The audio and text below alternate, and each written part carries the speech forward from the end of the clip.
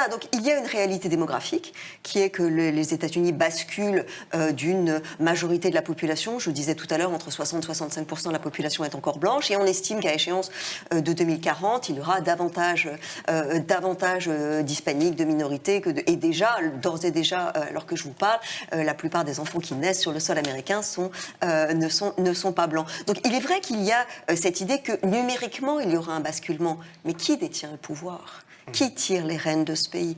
Est-ce qu'on a l'idée de la proportion de minorités au Congrès, à la tête du CAC 40, dans la Silicon Valley? Cette idée que le pouvoir va échapper aux Blancs est une folie, est un fantasme, est quelque chose de l'ordre de la paranoïa profonde, qui est entretenue en effet par la criminalisation des Noirs depuis que les Noirs sont présents aux États-Unis, c'est-à-dire depuis 1619, et par l'idée qu'il faut de la sécurité. Et Joe Biden, j'ai le regret de le dire, est celui qui a présidé dans les années 90 à cette politique sécuritaire, policière. Pourquoi? Parce que les classes moyennes blanches veulent être en sécurité parce qu'elles ont peur.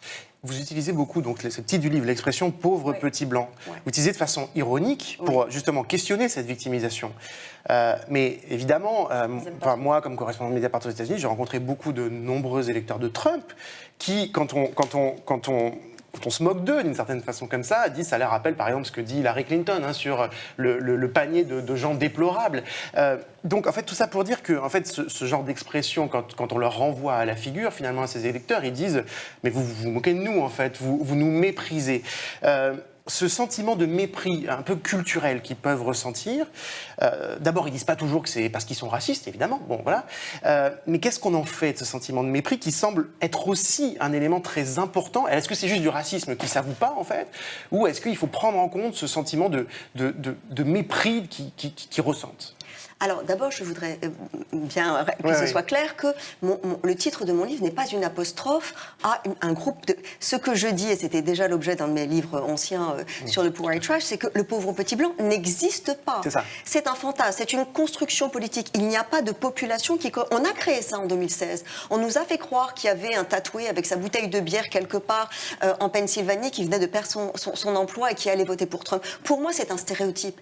C'est un stéréotype qui n'existe pas. Il y a une classe moyenne blanche et supérieure, c'est aussi pour ça que je parle de pauvres petits blancs, la plupart sont tout à fait plus fortunés que la moyenne des Américains, et certains sont des intellectuels, pas du tout tatoués avec une bière, mais en costume dans les salons feutrés de Washington, qui créent cette idéologie du ressentiment. Donc oui, il y a des gens qui ont été méprisés par le Parti démocrate, il y a des classes dominantes qui considèrent que de toute façon, tous ceux qui sont pauvres et qui ne votent pas sont partie négligeable, mais la réalité, c'est que le discours qui consiste à dire toi qui te sens humilié, toi qui te sens dépossédé, c'est pas compliqué, c'est à cause des Noirs, c'est à cause des Hispaniques, et qui le convainc de ça.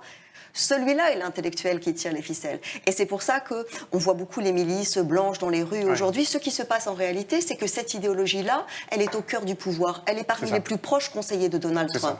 Et des gens très éduqués, elle est en costume, en fait. qui a été à l'université, comme Stephen Miller, sont ceux qui soufflent à Donald Trump le fait de répéter à ces pauvres blancs qui portent la casquette que s'ils sont si malheureux, c'est parce que bientôt les Noirs viendront dans leur quartier, que si les démocrates sont élus, les Hispaniques prendront le pouvoir et qu'eux n'auront plus rien. Ça, c'est un discours. Donc, on est dans... En fait, je parle d'un registre de discours qui a servi depuis le XVIIe siècle à maintenir un régime de pouvoir au sommet duquel les Blancs continuent à mener le pays selon cet ordre qu'ils veulent défendre. Justement,